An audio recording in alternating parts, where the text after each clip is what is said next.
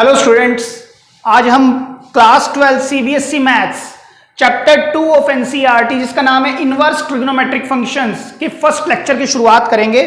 बेटा आज से ही और इसी लेक्चर से ही मैं आपके कोर्स में जो टॉपिक है कैलकुलस उसको शुरू करूंगा, जिसकी वेटेज बोर्ड्स के अंदर नियर अबाउट 50% की रहती है, नियर अबाउट 50%। ठीक है सर, कैलकुलस नाम की चीज तो हम क्लास 11th में भी पढ़ चुके हैं। कैलकुलस तो हमने सर क्लास 11th में भी पढ़ लिया है, तो यहां पर क्या फर्क है सर? कोई फर्क नहीं है। क्लास 11th में जो आपने कैलकुलस पढ़ा था वो लिमिट्स एंड डेरिवेटिव से पढ़ा था, जो कि चैप्टर आएगा मैं इसके बाद उसको कवर अप करूंगा। ठीक है, लेकिन क्लास 12th में जो कैलकुलस की शुरुआत होगी वो होगी इनवर्स ट्रिगो फंक्शन से। क्लियर है? ऑल्दो इनवर्स ट्रिगो में बहुत ज्यादा काम नहीं करना, reason being inverse trigonometric function अकेला एक ऐसा चैप्टर है जो आपके कोर्स में काफी कम वेटेज रखता है। जैसे इस पर्टिकुलर चैप्टर से लगभग 4 से 5 मार्क्स का क्वेश्चन आता है आपके यहाँ पे, मैक्सिमम 4 to 5 मार्क्स का एक क्वेश्चन पूछेगा, इससे ज्यादा कुछ नहीं पूछता है। तो इतना लेंथी चैप्टर भी नहीं है, लेकिन ये चैप्टर कहीं ना कहीं आने वाले चैप्टर्स, आने वाले कैलकुलस जिसकी वेटेज 50% के आसपास है, उनका बेस है ये चैप्टर। क्लियर हो गई बात? मैं आपको यहां पर 2 बातें और बता दूं कि before understanding inverse trigonometric function, जिसको मैं ITF लिखता हूं, इनवर्स ट्रिग्नोमेट्रिक फंक्शन को समझने से पहले आप 2 काम करें। नंबर 1, आप ये वाला काम जरूर कर ले, नंबर 2 काम मैं कैरी कर लूंगा। ठीक है, नंबर 1 काम आप क्या करेंगे, क्लास 11th का जो ट्रिग्नोमेट्रिक फंक्शंस है एज पर एनसीईआरटी चैप्टर नंबर 3, आप एक बार ये पूरा चैप्टर रिवाइज करें, जिससे कि आप इस चैप्टर को बहुत अच्छे से समझ पाए। ऑल्दो अगर आप रिवाइज नहीं करते हैं तो बेटा देखो थोड़ी सी तो दिक्कत आने वाली है, क्योंकि कुछ चीजें बेस होंगी ट्रिग्नोमेट्रिक फंक्शन से, तभी इनवर्स ट्रिग्नोमेट्रिक फंक्शन जो आपके पास क्लास 11th में चैप्टर था, चैप्टर 3, उसका नाम था ट्रिग्नोमेट्रिक फंक्शन। लेकिन आपको इस बार क्या पढ़ना है, ट्रिग्नोमेट्रिक फंक्शन के इनवर्स। तो जब तक आपको ट्रिग्नोमेट्रिक फंक्शन ही नहीं आता होगा, सीधा ही पढ़ना नहीं आता होगा, तो उल्टा पढ़ना सीखोगे कैसे? तो वही मैं कह रहा हूं कि पहले अगर आप ट्रिग्नोमेट्रिक फंक्शन अच्छे से पढ़ सकते हैं तो आप पहले 10 यानी कि मुश्किल से आपको 2-3 घंटे लगेंगे, आप इस चैप्टर को अच्छे से पढ़ेंगे तो आपकी अंडरस्टैंडिंग इस पर बेटर होगी। दूसरी बात यह है कि आपका ये जो चैप्टर है inverse trigonometric function is base of relation and function. Relation and function class 11th में भी था आपके पास और 12th में भी है। ठीक है, 11th में चैप्टर 2 होता था, 12th में चैप्टर 1 है। ठीक है, रिलेशन एंड फंक्शन चैप्टर जो है वो भी बेस है इनवर्स ट्रिग्नोमेट्रिक फंक्शन का। लेकिन मैं रिलेशन एंड फंक्शन को नहीं कह रहा आप पढ़ के आए, क्योंकि रिलेशन एंड फंक्शन को I would balance for you people. ठीक है, मैं इसको बैलेंस कर दूंगा, मुझे मालूम है कि मैं कुछ चीजें बताने की हैं इससे, जिससे कि इनवर्स आप समझ पाएंगे। तो आप इसको चाहे ना करें, लेकिन आप ये जरूर कर लें, so that you would have a better understanding on this particular topic. Clear है? तो चलिए अब बात करते हैं इनवर्स ट्रिग्नोमेट्रिक फंक्शंस के ऊपर। बेटा सबसे पहले हम समझेंगे कि representation of inverse trigonometric function कैसे होती है। मतलब क्या हुआ, सबसे पहला काम हम क्या समझने जा रहे हैं, representation of inverse trigonometric function. मैं इनवर्स ट्रिग्नोमेट्रिक फंक्शन को हर बार ITF ही लिखूंगा। ठीक है, इस एक्रोनिम से ही लिखूंगा, आप ध्यान रखेंगे। देखिए ध्यान से समझिएगा, अभी तक अप टू क्लास 11th आप जानते हैं, आपने ऐसे पढ़ना सीखा है साइन 30 डिग्री। साइन 30 डिग्री क्या वैल्यू देता है सर, 1/2। या फिर अगर मैं बात करूं साइन 60 डिग्री क्या वैल्यू देता है, √3/2। क्लियर है? मैंने क्या कहा, साइन 30 डिग्री 1/2 वैल्यू देता है। सर ये डिग्री है, अगर मैं इसको रेडियन में लिखना चाहूं तो आप जानते हैं π/6 इसको लिख सकते हैं, तो इसकी वैल्यू भी क्या आएगी, हाफ। अगर इसको रेडियन में लिखना चाहो तो क्या लिखोगे, साइन π/3 इज इक्वल टू √3/2। ठीक है, ये तो थे ट्रिग्नोमेट्रिक फंक्शन की। ट्रिग्नोमेट्री फंक्शन की वैल्यू क्या आई, √3/2। ये आपने 10th में भी पढ़ा, थोड़ा बहुत 9th में भी पढ़ा, और 11th में तो आपने खूब अच्छे से पढ़ी ये सब चीजें। क्लियर है? अब हमें पढ़ना क्या है बेटा, इनवर्स ट्रिग्नोमेट्रिक फंक्शन। पढ़ना क्या है हमें, इनवर्स ट्रिग्नोमेट्रिक फंक्शन, जिसके अंदर इनवर्स ट्रिग्नोमेट्रिक फंक्शंस है ना, हमें अब ये पढ़ना है सर, जिसमें क्या करेगा, इसके अंदर आपको वैल्यू देगा क्या देगा, वैल्यू देगा और एंगल पूछेगा। यहां पर क्या हो रहा है, एंगल दे रहा है विद साइन और वैल्यू पूछता है। मतलब क्या देखिए ध्यान से समझो, यहां पर एंगल दिया, एंगल किसके साथ दिया, साइन के साथ, साइन का एंगल दिया और कहता है वैल्यू बताओ, तो आपने बता दी। जैसे मैंने पूछा साइन 45, तो आप क्या कहेंगे सर 1/√2। मैंने कहा कोस π/4, तो आप दोबारा कहेंगे 1/√2। तो मैंने क्या पूछा, एंगल दी, देकर वैल्यू पूछी। अब क्या करेगा, वैल्यू देकर, वैल्यू देगा और क्या पूछेगा, और एंगल पूछेगा, एंगल पूछेगा, ठीक है। This is called inverse trigonometric function. अब ऐसे सर वैल्यू दी 1/2, ठीक है, इक्वल टू कहेगा किस एंगल पर, ध्यान से सुने, किस एंगल पर 1/2 वैल्यू आती है साइन की। अब देखो वैल्यू देकर एंगल पूछ रहा है ना, तो ये इनवर्स को डिनोट करेगा, जिसको हम किस तरह से लिखते हैं, आर्क साइन।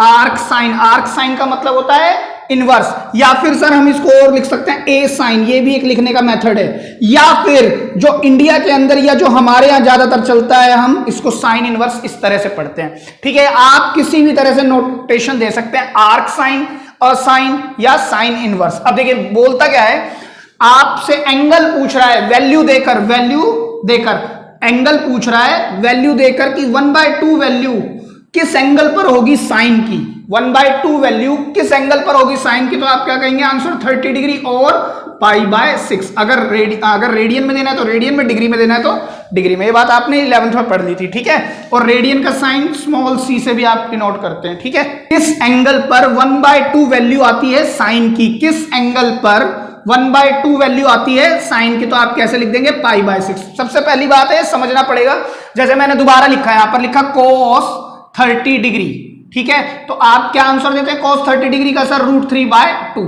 लेकिन अगर ये तो ट्रिग्नोमेट्रिक फंक्शन है, अगर मुझे इनवर्स बनाना है तो इनवर्स के लिए मैं क्या करूंगा, √3/2 और बाहर क्या लगाऊंगा, cos इनवर्स। अब मैं क्या बोलूंगा, किस एंगल पर √3/2 वैल्यू आती है cos की, तो आप क्या कहेंगे सर 30 डिग्री और π/6। आप इस तरह से लिख सकते हैं, ठीक है। और एग्जांपल देख देते हैं एक बार समझने के लिए। साइन इनवर्स मैंने कहा 1/√2, तो आपसे फिर मैंने पूछा कि किस एंगल पर 1/√2 वैल्यू आती है साइन की, तो आप क्या कहेंगे सर π/4 और 45 डिग्री।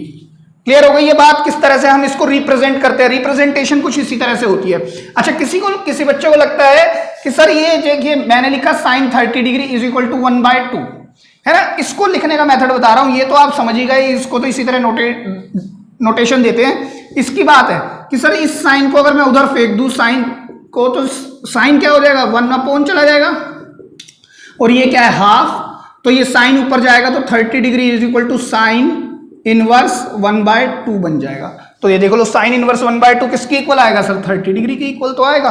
तो लेकिन बेटा ये चीज जो है ना, ये मैथमेटिकल भी ठीक नहीं है और लॉजिकल भी ठीक नहीं है, लेकिन समझने के लिए ठीक है। हाँ, मैं ये कहूंगा ना तो ये मैथमेटिकल ठीक है, ना ही इसका लॉजिक ठीक है, बट हाँ to have understanding on to the inverse, फिर ठीक है कि आप ये समझना चाहें कि सर इनवर्स को मैं कैसे बना सकता हूं, just to mug up things, उसके लिए तो ठीक है। लेकिन आप ये नहीं कर सकते कि इस साइन को उठा के उधर ले जाएं, क्योंकि साइन की अपने आप में कोई भी आइडेंटिटी नहीं है विदाउट एनी एंगल। अगर एंगल ही नहीं है तो फिर कोई आइडेंटिटी नहीं बनी इसकी, तो साइन आप इस तरह से उधर प्लेस नहीं कर सकते। क्लियर है, तो आप इसको ध्यान रखेंगे। ऑल्दो हमने बना दिया इस तरह से, but it is not logical. Clear है, तो अब आप इसको समझ गए होंगे कि रिप्रेजेंटेशन इनवर्स की किस तरह से की जाती है। एक बात और है कि सर ये जो साइन इनवर्स है, कई बार होता है कि मैं साइन स्क्वायर 1/2 या साइन स्क्वायर 45 डिग्री को मैं ऐसे भी लिख सकता हूं, साइन 45 डिग्री का होल स्क्वायर। ये क्वांटिटी होल पर चली जाती है, right. But the moment I say sine inverse 1/2 can't be sine 1/2 का होल इनवर्स, ये ऐसे नहीं लिखा जा सकता।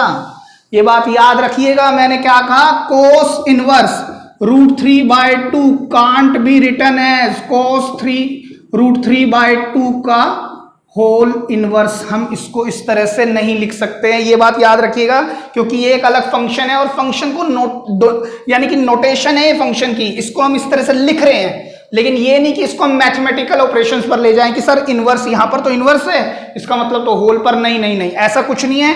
हाँ यहां पर क्या है, यहां पर ये नोटेशन नहीं है, ये स्क्वायर है, ये होल स्क्वायर बनेगा, लेकिन यहां पर ये इनवर्स एक नोटेशन है, ये बता रहा है कि ये क्या है, इनवर्स फंक्शन है। अगर मैं ये लगाऊं ही ना तो आपको पता ही नहीं लगेगा कि सर ये कैसा फंक्शन है, ये क्या ट्रिग्नोमेट्रिक फंक्शन है, इनवर्स, जस्ट टू आइडेंटिफाई कि सर ये इनवर्स फंक्शन है और ये वाला ट्रिग्नोमेट्रिक फंक्शन है। क्लियर हो रही है बात? अब आप इसको नोट कर लीजिए। तो स्टूडेंट्स ये तो बात रही, हमने पढ़ा कि representation of inverse trigonometric function किस तरह से किया जाता है। अब हम बात करते हैं किस तरह के फंक्शन का इनवर्स एग्जिस्ट करता है। मैंने क्या कहा, किस तरह के फंक्शन का इनवर्स एग्जिस्ट करता है। बेटा देखिए, इनवर्स एग्जिस्ट होने के लिए, इनवर्स एग्जिस्ट होने के लिए दो कंडीशन है। नंबर वन, फंक्शन 1 1 होना चाहिए, नंबर 2 फंक्शन ऑन टू होना चाहिए। अब सर ये क्या होते हैं बेटा, this is all about chapter 1, जो मैं अभी डिस्कस नहीं करूंगा अगेन, जैसा मैंने कहा, क्योंकि अगर मैंने ये सब कहानी स्टार्ट कर दी ना फिर तो चैप्टर 1 ही स्टार्ट हो जाएगा, और चैप्टर 1 की यहां पर कोई खास आवश्यकता नहीं है। मैं इसलिए कह रहा हूं क्योंकि चैप्टर 1 ना बच्चों को कॉम्प्लिकेटेड लगता है बहुत ज्यादा। मैं चाहता नहीं हूं कि अभी मैं इसमें फंस जाऊं, ठीक है, या आप लोग भी इसमें परेशान हो जाएं।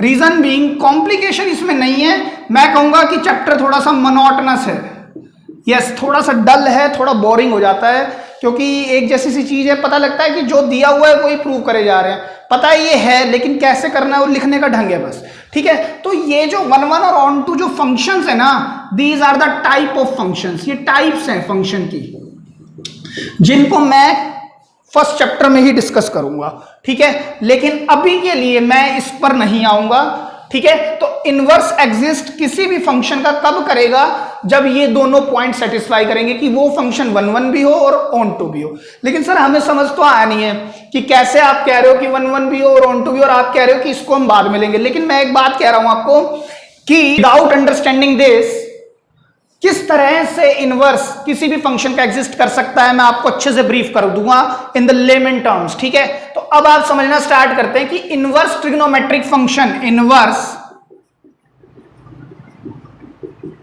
ट्रिगोनोमेट्रिक फंक्शंस कब और कैसे एग्जिस्ट करते हैं, ठीक है। गोइंग बाय द नेम मैं स्टार्ट करूंगा सबसे पहले फंक्शंस पर, नंबर 1।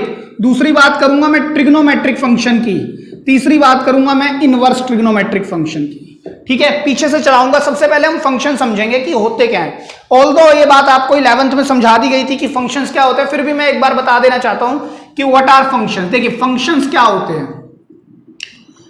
फंक्शंस की परिभाषा क्या होती है, डेफिनेशन क्या है। Function is a unique relations, एक यूनिक रिलेशन है। फंक्शन क्या होते हैं बेटा, unique relations where domain is always be distinct, जिसमें जो डोमेन होती है वो क्या होती है, हमेशा डिस्टिंक्ट होती है। क्लियर है? तो फॉर एग्जाम्पल देखिए, मैंने एक रिलेशन लिया, मैं रिलेशन ले रहा हूं, फंक्शन नहीं ले रहा हूं, ध्यान से समझिएगा। Function is a unique relation. Function क्या होते हैं, यूनिक रिलेशन होते हैं, रिलेशन होते हैं लेकिन यूनिक होते हैं, जहां पर डोमेन इज ऑलवेज भी डिस्टिंक्ट। जैसे मैंने एक रिलेशन लिखा, ठीक है, मैंने यहां पर लिखा 1 2 2 3 3 4 4 5 फिर 5 6, और मैंने आपसे पूछा बताएं कि ये फंक्शन है रिलेशन है, तो आप क्या कहेंगे, डोमेन। आपको पता है ना, first element of any order pair is known as domain. First element of any order pair, class 11th में बताया था मैंने, first element of any order pair is known as domain, और सेकंड एलिमेंट क्या कहलाता है, रेंज, ठीक है। तो देखिए क्या ये डिस्टिंक्ट है, मतलब अलग है। 1 कभी आ रहा है दोबारा से, नहीं आ रहा सर। 2 आ रहा है, नहीं। 3 डोमेन पर देखना है हमें, डोमेन पर फर्स्ट एलिमेंट 3 दोबारा कहीं आ रहा है सर, नहीं। 4 आ रहा है, 5 आ रहा है, नहीं। तो सर ये एक यूनिक रिलेशन है, तो it is known as function also, इसको हम फंक्शन भी बोल सकते हैं। क्लियर है? और देखिए एक रिलेशन मैंने और लिया, आपसे कहा मैंने लिया 1 2 2 3 3 2 4 2 5 1, दैट्स इट, ठीक है। तो फंक्शन क्या होते हैं sir, is a unique relation where domain is distinct, जो डोमेन है वो हमेशा अलग होनी चाहिए। 1 2 3 4 5 क्या अलग है? हाँ जी है। तो ये भी क्या है?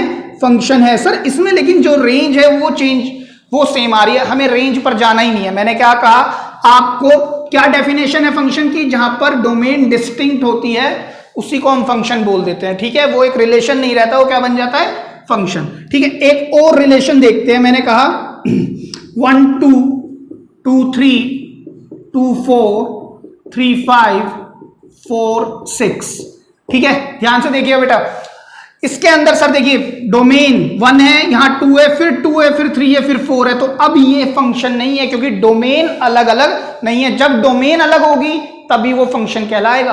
क्लियर हो गई ये बात? फंक्शन क्या होते हैं? Function is a unique relation where domain is distinct. तो ये जो ये ऊपर वाले दोनों यूनिक रिलेशन है जिनको हम फंक्शन के नाम से पुकार रहे हैं, और ये केवल एक रिलेशन है, it is not a function. Clear है? अच्छा दूसरी बात सर, इनके अगर मैं एरो डायग्राम देखना चाहूं तो मैंने यहां बनाता हूं एरो डायग्राम। हमने एरो डायग्राम भी सीखे थे ना, मैं यहां से भी बताता हूं एरो डायग्राम। देखिए यहां पर क्या आएगा, ये जो सेट होता है, मान लीजिए ये सेट ए है और ये सेट मान लीजिए बी है, ठीक है। सेट ए में जो आएंगे पहले वाले एलिमेंट आएंगे 1 2 3 4 5, 1 2 3 4 एंड 5, और इधर कौन आने वाले सर? 2 3 4 5 6। देखिए 1 का रिलेशन 2 के साथ, 2 का 3 के साथ, 3 का 4 के साथ, 4 का 5 के साथ और 5 का 6 के साथ। तो इस तरह से जब हम एरो डायग्राम बनाते हैं तो हम इसमें फंक्शन को किस तरह से देखते हैं? कहते हैं every element of set A has a single image in set B. मतलब पहले सेट का कोई भी एलिमेंट खाली नहीं बचना चाहिए, पहले सेट का एक भी एलिमेंट खाली नहीं बचना चाहिए। और दूसरी बात, हर एलिमेंट की सिंगल ही इमेज होनी चाहिए, हर एलिमेंट की सिंगल इमेज। देखिए 1 की इमेज क्या है? 2, हाँ ठीक है सर। 2 की क्या है? 3, 3 की क्या है? 4, 4 की 5, 5 की 6। मैंने क्या कहा? 2 बातें कही कि इस सेट का कोई भी एलिमेंट खाली ना बचे, मतलब डोमेन के सेट में कोई एलिमेंट ना बचे, और डोमेन के सेट में जितने भी एलिमेंट है उनकी एक एक इमेज हो, एक एक इमेज हो, 2 नहीं हो, एक एक हो, तो वो क्या है? फंक्शन है। क्लियर है? अच्छा दूसरा देखते हैं, सेकंड को देखते हैं, इस वाले को। तो इस वाले में कैसे दिया हुआ है? देखिए ध्यान से देखिएगा बेटा, 1 2 3 4 5, 1 2 3 4 5, सेट ए यहां पे लिया मैंने, बी यहां है, क्या है? 2 3 2 1, तो 1 2 3 चेक करें, ठीक है। अब देखिए 1 का रिलेशन सर 2 के साथ, 2 का रिलेशन सर 3 के साथ, 3 का रिलेशन 2 के साथ, 4 का रिलेशन 2 के साथ और 5 का रिलेशन 1 के साथ, ठीक है। तो फिर से समझने की कोशिश करें, क्या इस सेट में कोई भी एलिमेंट खाली है? सर कोई खाली नहीं है, और सबकी सिंगल इमेज है। हाँ सर सबकी सिंगल इमेज है। 1 की 2 है, 2 की 3 है, 3 की 2 है, 4 की भी 2 है, 5 की 1 है। मतलब क्या हुआ सर? ये तो नहीं है, सिंगल इमेज कहां है? 3 की 2 है, 1 की 2 है। देखो इमेज किसी भी दो एलिमेंट की सेम हो सकती है। इमेज जो इमेज है ये रेंज है, रेंज किन्हीं भी दो एलिमेंट की सेम हो सकती है, किन्हीं भी दो एलिमेंट की सेम हो सकती है, लेकिन एक ही एलिमेंट की दो इमेज नहीं होनी चाहिए। मैंने क्या कहा? दोबारा समझे कि पहले सेट का कोई एलिमेंट खाली ना बचे। दूसरी बात, हर एक की सिंगल इमेज हो। आप देखो ना 1 की 2 है, क्या 1 की 3 है? दोबारा से नहीं है, तो फिर तो ये तो फिर फंक्शन है। फंक्शन क्या कहता है? फंक्शन क्या कहता है? दोबारा समझे कि पहले सेट का कोई एलिमेंट खाली ना बचे और हर एक की सिंगल इमेज हो, that is called function. Clear है? अब इसकी बात करते हैं सर रिलेशन से। देखिए रिलेशन से फिर समझते हैं, इस वाले थर्ड वाले को देखते हैं एरो डायग्राम से। ये सेट ए है, ये सेट क्या है? बी। यहां पर कौन है? 1 2 3 4, 1 2 3 4, इधर ऐसा 2 3 4 5 एंड 6। 1 का रिलेशन 2 के साथ, 2 का 3 के साथ, 2 का 4 के साथ, 3 का 5 के साथ और 4 का 6 के साथ।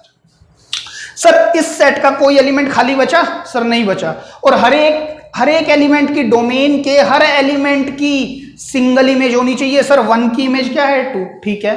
2 की इमेज 3 भी है और 2 की इमेज 4 भी है। तो सर ये फंक्शन नहीं है, अब ये क्या है? Is just a relation. मतलब क्या हुआ, जब एरो डायग्राम आप बनाते हो ना तो इस सेट का कोई एलिमेंट खाली नहीं बचना चाहिए, और यहां से आप यहां तो जा सकते हो, ऐसे जा सकते हो, ये तो चल जाएगा। ये तो फंक्शन है कि मतलब 1 2 3 4 और यहां पर 1 है, तो 1 1 2 1 3 1 4 1। तो देख लो 1 1 1 1 है ना। आप अगर ऑर्डर पेयर में लिखोगे तो कैसे लिखोगे? 1 1 2 1 3 1 4 1। तो सर अगर मैं इस तरह से पढ़ता हूं तो डोमेन तो डिस्टिंक्ट है है ना। डोमेन डिस्टिंक्ट है, रेंज सेम है, मुझे रेंज पर जाना ही नहीं है क्योंकि रेंज कोई डेफिनेशन में स्टैंड नहीं करता। तो फंक्शन तो यही कहता है कि is a unique relation where domain is distinct. तो सर डोमेन तो डिस्टिंक्ट है। और अगर एरो डायग्राम से देखता हूं तो एरो डायग्राम किस तरह से देखे जाते हैं, एरो डायग्राम में कहते हैं कि पहले सेट का कोई एलिमेंट खाली ना बचे। सर बच रहा है कोई खाली नहीं, और हर एक की सिंगल इमेज हो। हाँ अगर यहां पर 2 होता और 4 2 पर भी चला जाता तो ये फंक्शन नहीं रहता, फिर ये क्या बन जाता सर, एक ये रिलेशन बन जाता। तो बात समझ में आ गई होगी। यहां पर मैं इसको 1 मिनट के लिए फंक्शन ही बना रहा हूं, दोबारा से इस स्टेप को मैं अंडू कर रहा हूं, ये फंक्शन है, क्लियर है। लेकिन ऑन द अदर हैंड हम इसको वाइसा वर्सा नहीं चला सकते कि यहां से सिंगल 1 और 2 या 3 किसी और पे चले जाए। मतलब यहां 1 है 2 3 4, तो सर इसका जो ऑर्डर पेयर बनेंगे वो 1 2 1 3 एंड 1 4 बनेंगे। तो जो इस तरह से बनेगा 2 3 पर भी जा रहा है, 2 4 पर भी, 1 2 पर भी जा रहा है, 1 3 पर भी, 1 4 पर भी, तो ये क्या है sir, it is not a function, it is just a relation. लेकिन इसमें क्या हो रहा है 1 भी 2 पर जा रहा है, 3 भी 2 पर जा रहा है और 5 भी 2 पर, 4 भी 2 पर जा रहा है। तो ये एक फंक्शन है, बट उल्टा इसका वो फंक्शन नहीं है। तो आई होप आपको फंक्शन क्लियर हो गया होगा। सबसे पहली बात जो मैंने कही कि इनवर्स ट्रिग्नोमेट्रिक फंक्शन में जो पहली चीज हम पढ़ेंगे वो पढ़ेंगे क्या, फंक्शन। अब हम दूसरी चीज पढ़ेंगे बेटा ट्रिग्नोमेट्रिक फंक्शंस क्या होते हैं, क्लियर है। अब आप इसको लिख लीजिए अच्छे से, कोई दिक्कत है तो आप कमेंट सेक्शन में पूछ सकते हैं। तो स्टूडेंट्स बात करते हैं ट्रिग्नोमेट्रिक फंक्शंस क्या होते हैं, है ना। अभी हमने पढ़ा फंक्शन क्या होते हैं, अब हम आए ट्रिग्नोमेट्रिक फंक्शन क्या होते हैं, है ना। तो सर ट्रिग्नोमेट्रिक फंक्शन मतलब ये हुआ, मतलब हम साइन थीटा को या कॉस थीटा को या टेन थीटा को, why we call it as functions, why not we call it as relation. ऐसा क्यों नहीं कहते हम trigonometric relations, why we call it as trigonometric functions, है ना। बार बार हम पढ़ते हैं ट्रिग्नोमेट्रिक फंक्शंस, ट्रिग्नोमेट्रिक फंक्शन, इस टर्म को ट्रिग्नोमेट्रिक रिलेशन क्यों नहीं कहते हम। तो ध्यान से समझते हैं सर ऐसा क्यों होता है। देखिए साइन का पहले ग्राफ बनाते हैं। मैंने यहाँ पर एक छोटा सा ग्राफ ड्रॉ करता हूँ, ध्यान से देखिएगा। ये मैंने वाई एक्सिस यहाँ पर लिया बेटा, इसको मैंने 1 बोला और इसको मैंने यहाँ पर लिया -1।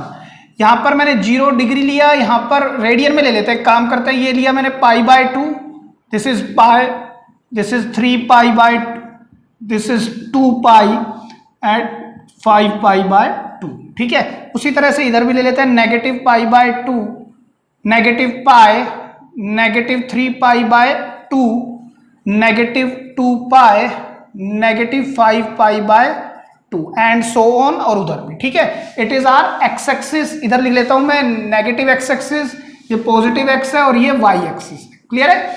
अब देखिए जब ग्राफ बनता है साइन का, तो आपने 11th में पढ़ा हुआ है साइन 0 0 होता है, sine 90 1, sine pi 0, sine 3π/2 -1, sine 2π 0, sine 5π/2 sir +1। तो -π/2 पर -1 ये 0, ठीक है। तो जो ग्राफ बनता है कुछ इसका इस तरह से ये बेटा ग्राफ ड्रॉ होता है, ठीक है। और इस तरफ सर कैसे होगा, साइन -3π/2 पर देता है -1, सॉरी +1, ये 2π पर 0 देता है और ये देता है -1। तो हम इसको अगर ड्रॉ करना चाहेंगे तो ये कुछ इस तरह से ड्रॉ हो जाता है। क्लियर हो गई आपको बात। साइन का ग्राफ कुछ इस तरह से साइन और शॉर्ट कर्व होती है, क्लियर है, ठीक है। अच्छा हमें समझना क्या है कि ये सर फंक्शन क्यों है। हम मेरा क्वेश्चन क्या है, सबसे पहला आप ध्यान रखें कि sir y is equal to sine x, why we call it as function, why not we call it as trigonometric relation। तो ध्यान से देखिए, मैंने यहां पर एक रिलेशन लिखता हूं पहले, ठीक है। और रिलेशन के अंदर रिलेशन क्या होते हैं, relation is a set of order pairs, है ना। सेट बनाया मैंने, अब ऑर्डर पेयर लिखते हैं इनके 1 2 3 4 5 और ले लेते हैं थोड़े से, बहुत है, ठीक है। अब आपको समझ आया। देखिए मैंने सबसे पहले साइन 0, अगर मैं x की जगह पर, देखिए मैं x की जगह पर, डोमेन की जगह पर वैल्यू रखूंगा, x मैंने क्या रखा 0 degree. The moment you put 0 degree, आपके पास आंसर क्या आएगा, साइन 0 कितना होता है 0, तो y कितना निकल के आया सर 0। मैंने रेडियन में ले लिया, 0 डिग्री है 0 रेडियन, ठीक है। अच्छा आगे चलते हैं, अब लेते हैं यहां पर 30 डिग्री या फिर π/6 रेडियन। तो साइन 30 सर 1/, यहाँ पर x की जगह पर आपने 30 रख दिया तो साइन 30 कितना होता है y, तो y कितना आएगा 1/2। अच्छा आगे चलते हैं सर, अगला रखा है हमने π/4 45 तो 1/√2, और चलते हैं π/3 तो क्या आएगा π/3 पे √3/2, और चलते हैं 90 डिग्री π/2 पर क्या आएगा सर 1, है ना, और चलते हैं पाई लिया, पाई पर क्या आएगा सर 0 आएगा ना, पाई पर 0। अच्छा और भी ले सकते थे सर, पाई पहले ले लिया, चलो कोई बात नहीं, और देखें 2π/3 तो ये कितना होता है सर 120 डिग्री, साइन 120। यहां पर अगर मैं x की जगह पर लिख दूं साइन 120 डिग्री और साइन 2π/3 तो सर ये तो हम एलाइड एंगल को टर्मिनल एंगल से सॉल्व कर सकते हैं। इसको लिख सकते हैं 90 डिग्री प्लस 30 डिग्री, इसको हम क्या लिख सकते हैं साइन पाई माइनस π/3 ऐसा लिख सकते हैं। तो यहां से देखिए 90 प्लस थीटा कौन सा क्वाड्रेंट है, सेकंड क्वाड्रेंट, सेकंड में साइन सर पॉजिटिव, 90 का कौन सा मल्टीपल है 90 × 1 बैठा है यहाँ पे, मतलब 90 का ऑड मल्टीपल, तो फंक्शन चेंज होगा विच इज cos 30। cos 30 कितना होता है √3/2। अगर इधर से देखते हैं तो इधर से देख लीजिए 180 माइनस थीटा कौन सा क्वाड्रेंट है सर, सेकंड क्वाड्रेंट, सेकंड में साइन पॉजिटिव, 180 90 का इवन मल्टीपल है तो function will not change which is π/3, और साइन 60 भी √3/2 होता है तो वैल्यू कितनी आएगी √3/2। ठीक है, और बढ़ाएंगे तो लिख लेंगे चाहे 135 डिग्री, 135 डिग्री को हम लिख सकते हैं 3π/4। ठीक है, अब 3π/4 मतलब 135 डिग्री को अगर आप सोल्व करेंगे 135 डिग्री या साइन 3π/4 तो आप इसको कैसे लिखेंगे साइन 90 डिग्री प्लस 45 डिग्री। ठीक है, और यहां क्या लिखेंगे साइन पाई माइनस π/4 आप ऐसा लिख सकते हैं। 90 प्लस 45 अगेन सेकंड क्वाड्रेंट में साइन पॉजिटिव, लेकिन 90 मतलब ऑड मल्टीपल है तो फंक्शन चेंज cos 45 आएगा। इसी तरह से यहां पर आएगा साइन 45, दोनों की वैल्यू क्या होती है 1/√2। तो बेटा जो मैं आपको दिखाना चाह रहा हूं एलाइड एंगल और को टर्मिनल एंगल सिखाना मेरा यहां पर पर्पस नहीं है, मैं ये दिखाना चाह रहा हूं कि ये जो साइन है why it is called a function. अब आप ध्यान से देखिएगा, अगर मैं इसकी सहायता से एरो डायग्राम बनाऊं तो एरो डायग्राम भी आप बना सकते हैं, राइट। एरो डायग्राम में क्या क्या एंगल लेंगे 0, फिर π/6, फिर π/4, फिर π/3, फिर π/2, और बढ़ाना चाहें तो और बढ़ा लें इसको, यहां पर क्या लेंगे सर पाई, और भी आ जाएंगे, और यहां पर क्या क्या लेंगे 0, 1/2, 1/√2, √3/2, 1 और फिर 0। तो ध्यान से देखिएगा 0 दोबारा लेने की जरूरत नहीं है। 0 डिग्री पर क्या एंगल दे रहा था सर 0, वैल्यू क्या आ रही थी 0। π/6 पर रिलेशन है 1/2 के साथ, π/4 का 1/√2 के साथ, π/3 का किसके साथ है √3/2, π/2 का 1 के साथ, और पाई का सर दोबारा 0 के साथ। तो क्या ये, अब आप ध्यान से देख के बताएं मुझे, ध्यान से ऑर्डर पेयर देख के बताएं whether it is a unique relation और नॉट। सर यूनिक रिलेशन का मतलब क्या ये फंक्शन है, मतलब क्या डोमेन डिस्टिंक्ट है, चेक करें सर। डोमेन तो हर बार अलग अलग ले रहे हैं हम, हर बार अलग अलग ले रहे हैं, बिल्कुल ठीक है। तो ये तो सर फंक्शन है, तो ये तो अब रिलेशन है ही नहीं, तो that is the reason it is function. एक बात सर इससे देखें, इससे भी देख सकते हैं, कैसे देखेंगे सर, डोमेन का कोई भी एलिमेंट खाली ना बचे, देख लो कोई भी खाली बच रहा है सर, नहीं बच रहा, और हर एक की सिंगल इमेज है, हर एक की सिंगल इमेज है। ये 0 2 एलिमेंट की इमेज है वो चलेगा, लेकिन इसकी 2 इमेज नहीं होनी चाहिए, मतलब यहां से यहां पर इधर जा रहा है ये तो चल जाएगा, ये तो ठीक है, लेकिन ऐसा ना हो जाए यहां से ये इस पर भी जा रहा है इस पर भी जा रहा है, तो ये जस्ट अ रिलेशन है और ये एक फंक्शन है। ये फर्क रहेगा अगर ये एरो डायग्राम की बात कर रहा हूं तो मैं, ठीक है। अब ये क्या है, एक रिलेशन है, तो देख लो 0 इन सब की क्या क्या है, सिंगल सिंगल इमेज है, हाँ जी बिल्कुल इमेज, और सारे एलिमेंट यूज हो रहे हैं, हाँ बिल्कुल हो रहे हैं, ठीक है। दूसरी बात सर हम इसको ग्राफ से भी समझ सकते हैं, देखो मैंने आपको ऑर्डर पेयर से भी बता दिया है, एरो डायग्राम से ही बता दिया, अब मैं आपको ग्राफ से भी समझाने की कोशिश करता हूं। ध्यान से देखिएगा सर, कोई भी एंगल ले लो, मान लो 90 डिग्री है, 90 डिग्री के पास चलते हैं, 90 डिग्री के पास 60 डिग्री है, मान लो 60 डिग्री पर वैल्यू क्या आने वाली है सर, कुछ ये आने वाली है, ये वाली वैल्यू 1 से कम है ना, विच इज √3/2 अगर साइन की बात करता हूं, और मैंने थोड़ा कम किया 45 डिग्री पर वैल्यू क्या आने वाली है सर 1/√2, और कम किया मैंने साइन 30 डिग्री पर 1/2, और कम करते जाओगे तो और कोई वैल्यू आती जाएगी। मतलब क्या हो रहा है, जैसे जैसे आप एंगल बढ़ाते जा रहे हो एंगल कभी भी सेम नहीं आ रहा। देखो चेक करो सर, यहां पर 0 डिग्री था, यहां पर 15 डिग्री, 30 डिग्री, 45, 60,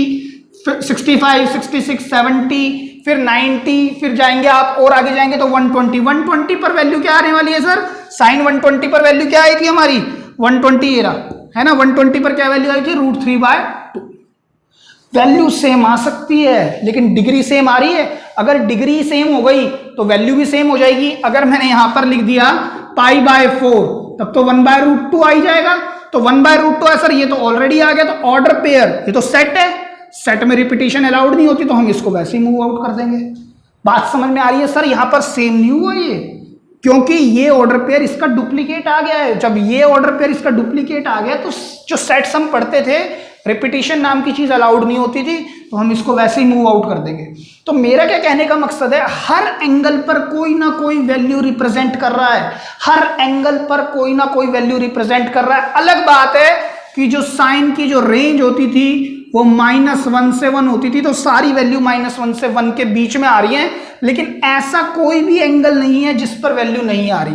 जैसे सर मैंने कहा साइन -15 डिग्री, देखो -15 पे भी कुछ वैल्यू आएगी, साइन -30 डिग्री सर कुछ वैल्यू आएगी, साइन -45 डिग्री कुछ वैल्यू आ रही है। देखो वाई एक्सिस वैल्यू देगा, y axis sine 60 degree -60 degree, ये एंगल दे रहा है, रेडियन दे रहा है, -60 डिग्री वैल्यू देगा। Sine -90 degree sir -1।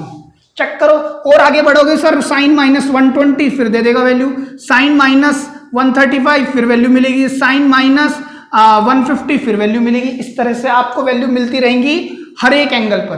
तो ये क्या है, it is not a relation, it is a function. तो ये हम इन ट्रिग्नोमेट्री को फंक्शंस पढ़ते हैं, ना कि trigonometric relation. Hope this is clear. अब हम बात करते हैं अपने मेन टॉपिक जिसका नाम है इनवर्स ट्रिग्नोमेट्रिक फंक्शंस। ठीक है, आप इसको लिख लें। तो अब बात करते हैं इनवर्स ट्रिगोनोमेट्रिक फंक्शन पर। देखिए बेटा ध्यान से समझिएगा, अभी हमने बात कर ली पहले फंक्शन क्या होते हैं, फिर ट्रिग्नोमेट्रिक फंक्शन क्या होते हैं, अब बात करते हैं इनवर्स ट्रिग्नोमेट्रिक फंक्शन। मैंने आपको बताया इनवर्स किसी भी फंक्शन का तभी एग्जिस्ट करेगा जब वो 1 1 और ऑन 2 होंगे, लेकिन सर 1 1 ऑन 2 के बारे में हमने ज्यादा बात की नहीं, तो मैंने कहा मैं लेमन टर्म्स में बताने की कोशिश करता हूं। आपको ये तो समझ में आ गया होगा वाई साइन एक्स और cos x और tan x is the trigonometric function, क्योंकि डोमेन डिस्टिंक्ट रहती है, या हर सेट के सभी एलिमेंट कि कोई ना कोई इमेज दूसरे सेट में बैठी है और इसमें कोई भी एलिमेंट खाली नहीं बचता।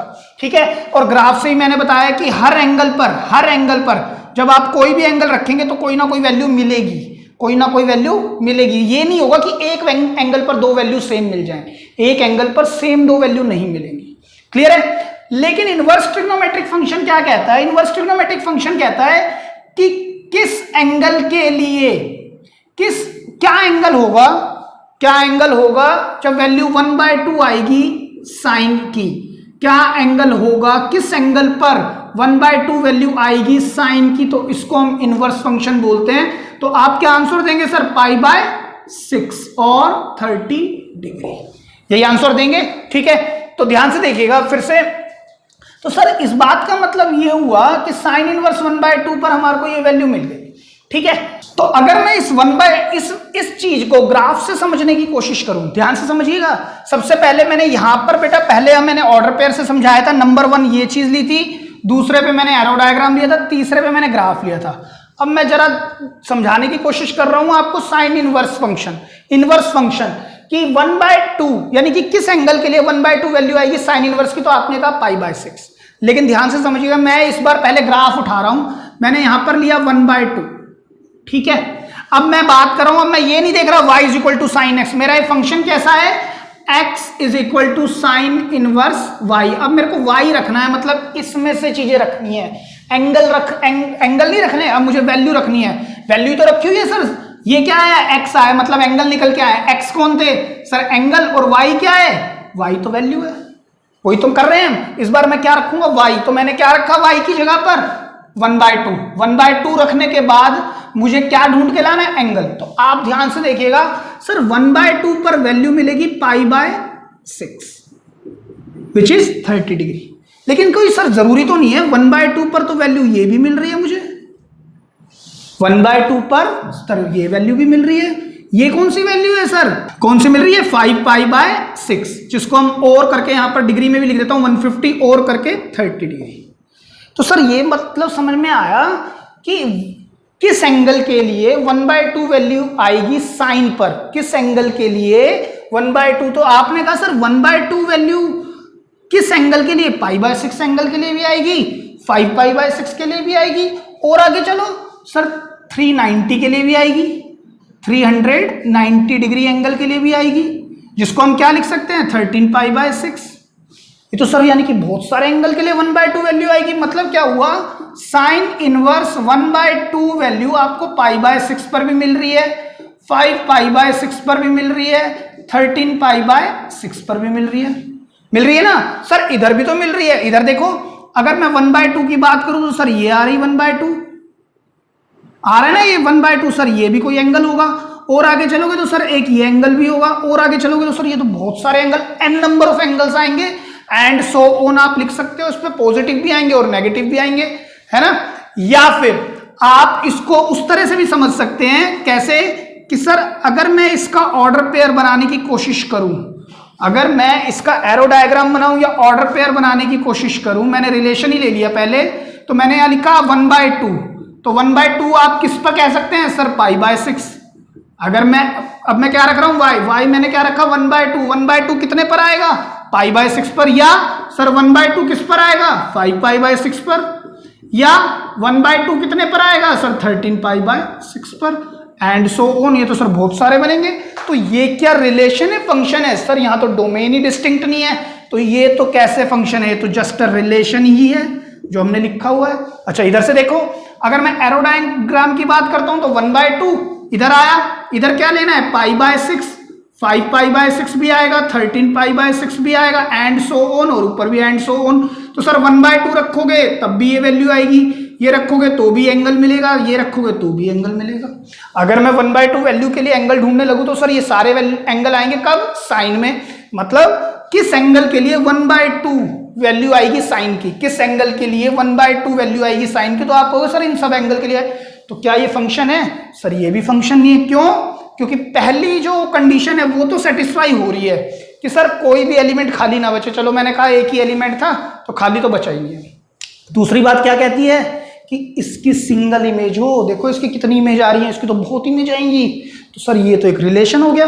तो सर आप इसको इधर से भी देख सकते हो, कैसे, देखो सर 1/2 वैल्यू देखिए, 1/2 इस पर भी आ रही है, इस पर भी आ रही है, इस पर भी आ रही है, इस पर भी आ रही है, इस पर भी। सर ये क्या हो रहा है, तो ये तो फिर फंक्शन ही नहीं रहा। और 1 को देखो, 1 कहता है, अगर मैंने 1 के लिए ढूंढनी स्टार्ट करी, इसी तरह मैं 1 के लिए लिखता हूं साइन इनवर्स 1, आप बताओ किस किस पर आएगा सर, 1 वैल्यू आएगी π/2, एक एंगल क्या मिलेगा π/2, ठीक है। तो π/2 अकेला एंगल होगा सर, नहीं, और आगे चलो सर ये 5π/12 भी 5π/2 भी होगा ना। इधर चलो सर -3π/2, और आगे चलोगे -7π/2, यहां पर क्या आएगा -3π/2 भी आएगा, -7π/2 भी आएगा, एंड सो ऑन। तो सर ये भी वही बात हुई, 1, π/2, 1, 5π/2, 1, -3π/2, 1, -7। सर ये तो फिर फंक्शन ही नहीं है, तो रिलेशन है। तो मतलब ये हुआ ट्रिग्नोमेट्रिक तो फंक्शंस थे, ट्रिग्नोमेट्रिक को तो हम प्रूव कर पाए ना। कैसे कर पाए सर, हमने यहां पर देखा, साइन का ही ग्राफ देख लेते हैं दोबारा से, कि मैंने ये देखा कि y = sin x था। अब मैं x को रखता हूं, मतलब एंगल को रखता हूं, तो मुझे ये वैल्यू मिली, फिर इसको रखा तो ये वैल्यू मिली, इसको रखा तो ये वैल्यू मिली। कभी भी किसी भी एंगल के लिए दो वैल्यू नहीं मिलती। आप चेक कर लो, क्लास 10th में जाओ, 0 डिग्री, 30, 45, 60, 90, साइन की क्या सेम वैल्यू मिलती है? नहीं, हर एंगल के लिए अलग वैल्यू मिलती है, हर एंगल के लिए अलग वैल्यू मिलती है, हर एंगल के लिए अलग वैल्यू मिलती है। आपको 0 डिग्री रखोगे तो 0 मिलता है, 30 साइन में रखोगे तो हाफ मिलता है, 45 रखोगे तो 1/√2 मिलता है। तो यानी डोमेन हर बार डिस्टिंक्ट होती है, हर बार डोमेन डिस्टिंक्ट। जैसे जैसे आप एंगल बढ़ाते जाओगे ना, वैसे ही वैल्यू या तो बढ़ती जाएगी या घटती जाएगी, ठीक है। और ये अगर सेम भी हो जाए तो मैं इसके लिए बॉदर नहीं हूं, क्योंकि फंक्शंस तो सिर्फ डोमेन पर ही काम करते हैं, ठीक है। तो फंक्शन तो क्या होगा, सॉरी ट्रिग्नोमेट्रिक तो फंक्शन हो गए, लेकिन जब इनवर्स ट्रिगो पर आए तो सर ये तो फंक्शन ही नहीं है, ये क्या है, it is just a relation. तो इनको लेकिन हम पढ़ तो अभी भी रहे, इनवर्स ट्रिग्नोमेट्रिक फंक्शन।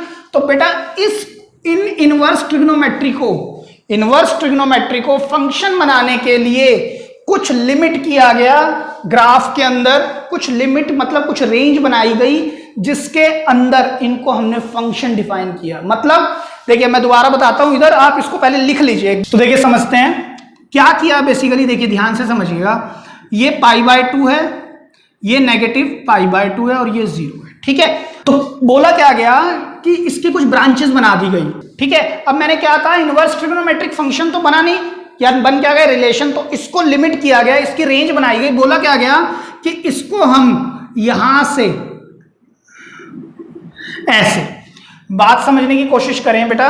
देखिए ध्यान से समझिएगा, ये वैल्यू -1 है और ये वैल्यू 1 है, ठीक है। अब ध्यान से समझिएगा, अब बोला गया कि अगर मैं इस फंक्शन को लिमिट कर दूं, मतलब इस फंक्शन को फिक्स कर दूं, कहां से कहां तक, -π/2 से π/2 तक, -π/2 से π/2 तक अगर मैं इसको लिमिट कर दूं, तो अब ये इनवर्स ट्रिग्नोमेट्रिक रिलेशन नहीं, अब ये फंक्शन बन जाएगा। क्यों बन जाएगा, देखिए अब मैंने कहा साइन इनवर्स 1, या मैंने कहा साइन इनवर्स √3/2, या मैंने कहा साइन इनवर्स 1/√2, या मैंने कहा साइन इनवर्स 1/2, या मैंने कहा साइन इनवर्स 0। अब आप ध्यान से देखिएगा, इसके अंदर से ही आपको समझ में आ जाएगा। अगर मैंने इस फंक्शन को यहां से लेके यहां तक लिमिट कर दिया, मतलब -π/2 से π/2 तक ही ग्राफ को रख लिया, बाकी सारा ग्राफ मैंने रब कर दिया, तो अब देखिए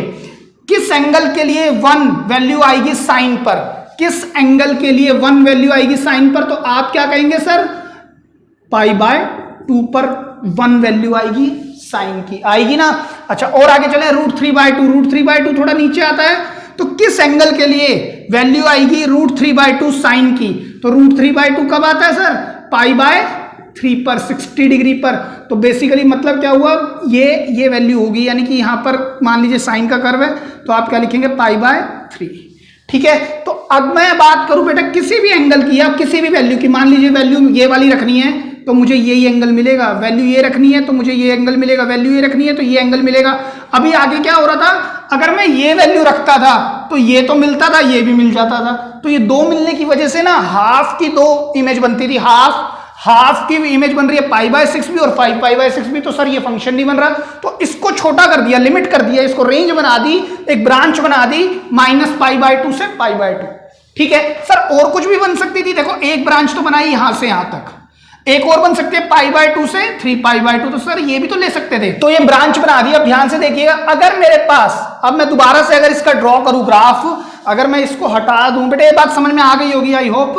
तो अब आप देखिए, अगर मैं एक बार दोबारा ब्रांच बनाऊं, मतलब क्या है, यहां से लेके यहां तक, मतलब मैं यहां से लेके यहां तक अगर इसकी ब्रांच बनाऊं और इसको मैं 1 बोल दूं, इसको मैं -1 बोल दूं, 0 बोल दूं, ठीक है। यहां पर क्या है, ये π/2 और यहां पर क्या है सर, ये 3π/2, ठीक है।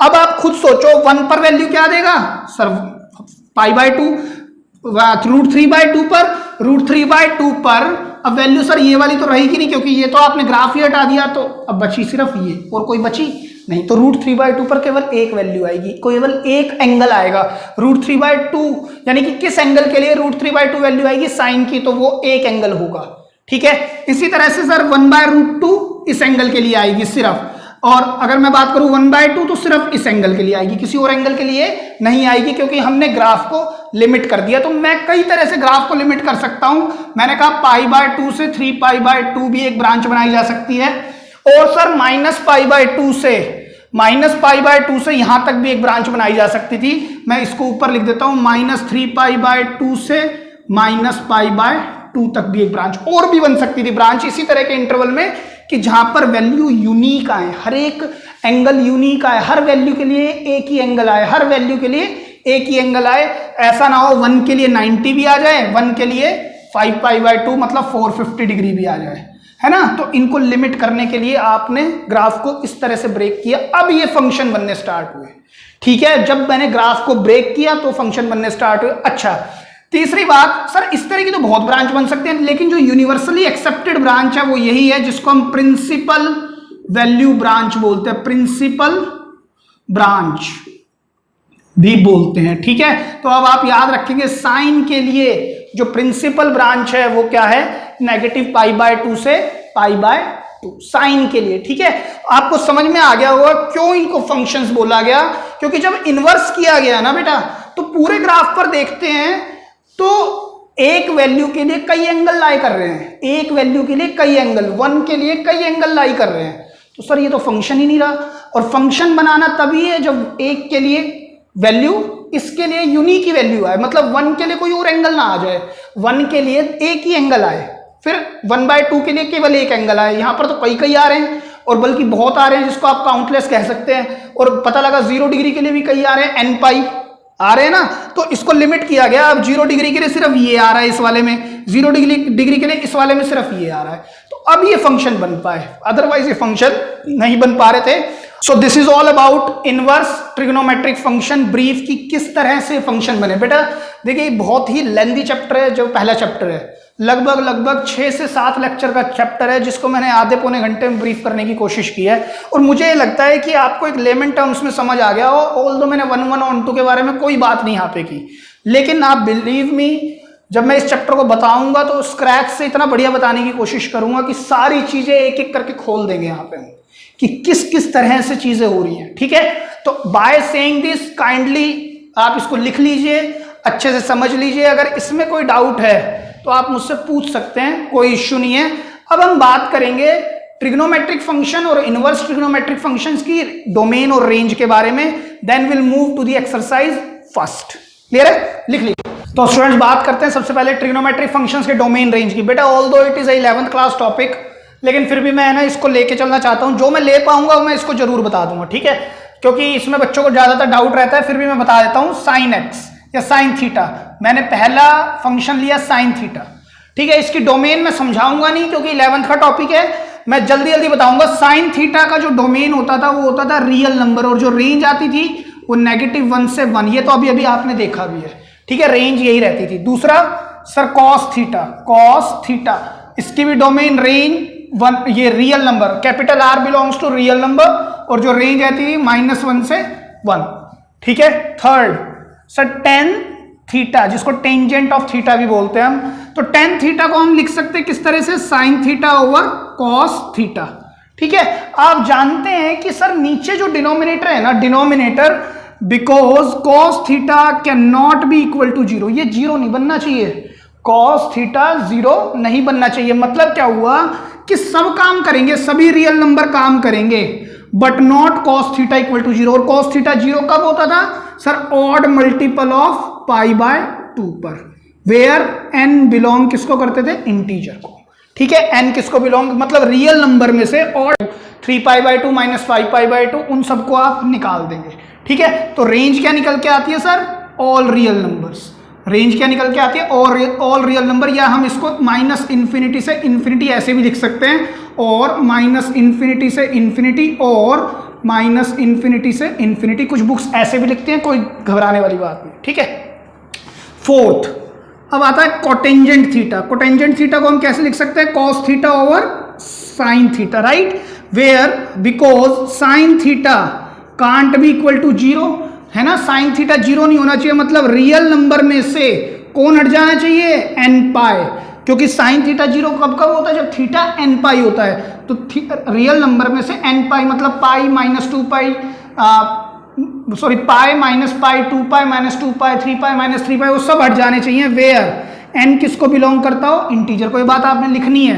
तो कॉट थीटा की जो रेंज आती है वो रियल नंबर या -∞ to infinity, between them, right, क्योंकि ये ओपन इंटरवल है। ये बात मैं 11th में बताई है सारी। आगे चलते हैं, अब बात करते हैं सीकेंट ऑफ थीटा की। सीकेंट थीटा को हम कैसे लिख सकते हैं, 1 over cos theta, again because cos theta क्या नहीं होना चाहिए सर, 0 नहीं होना चाहिए। तो रियल नंबर -2n+1, मतलब odd multiple of π/2 should not be a part of the domain of sec theta, where n belongs to integer.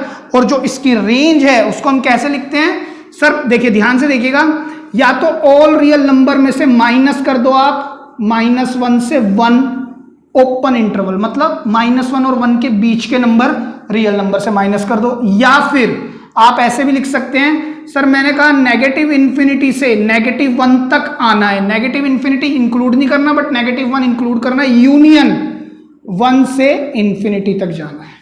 Clear है बेटा? अगर ये बातें आपको नहीं पता ओपन इंटरवल क्लोज्ड इंटरवल, तो ये बात आप क्लास 11th में सीखें। इसका मतलब होता है नॉट इंक्लूडेड, इसका मतलब होता है इंक्लूडेड। मतलब ये पहले माइनस इन्फिनिटी नॉट इंक्लूडेड, इसका मतलब होता है इंक्लूडेड। इसको क्लोज्ड बोलते हैं, इसको ओपन बोलते हैं, ठीक है।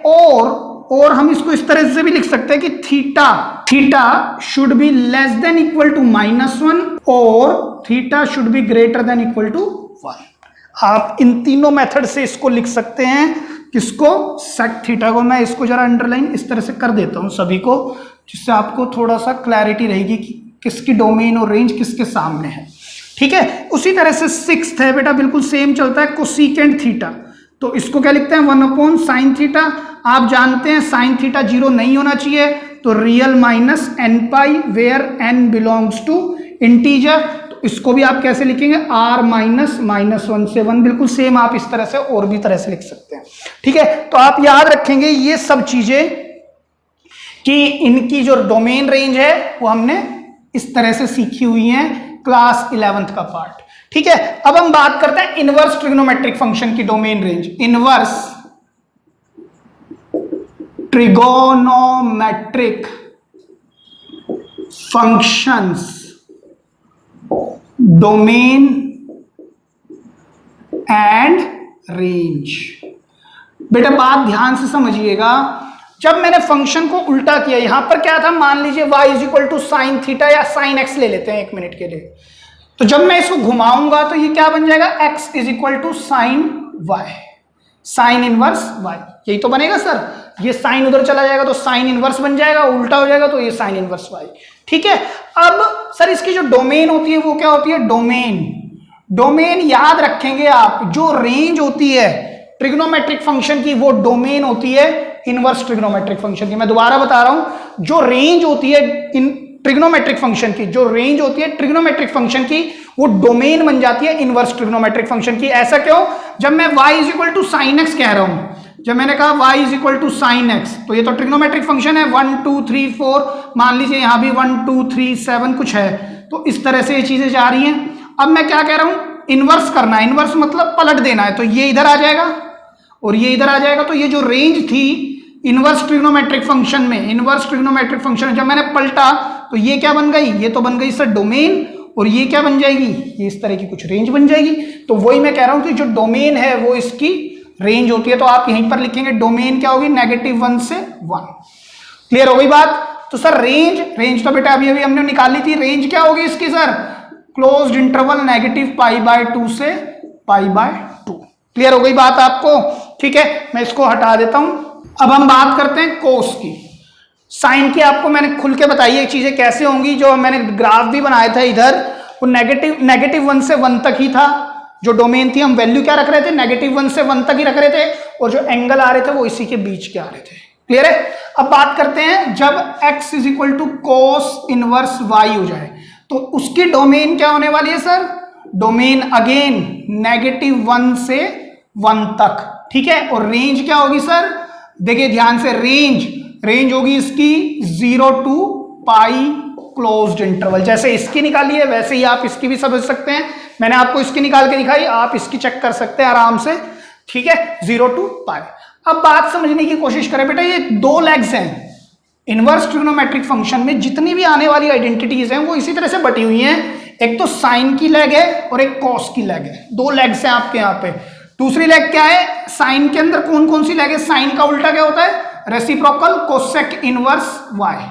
और उसी तरह से कॉस का x is equal to secant inverse y। ठीक है, देखिए साइन आ गया, कोसेक, 6 फंक्शन होते हैं तो 6 ही इनवर्स होंगे। तो साइन का जो रिलेशन है या साइन की जो फैमिली है, जो साइन का परिवार है, उसमें साइन आएगा, उसका रेसिप्रोकल आएगा और एक 10 आएगा, 10 इनवर्स y। और इधर कौन आ जाएगा फिर? x is equal to cot inverse y।